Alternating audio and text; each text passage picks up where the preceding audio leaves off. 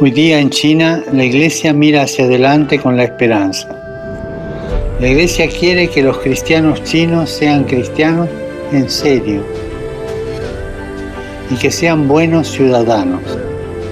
Deben promover el Evangelio, pero sin hacer proselitismo, y alcanzar la unidad de la comunidad católica que está dividida.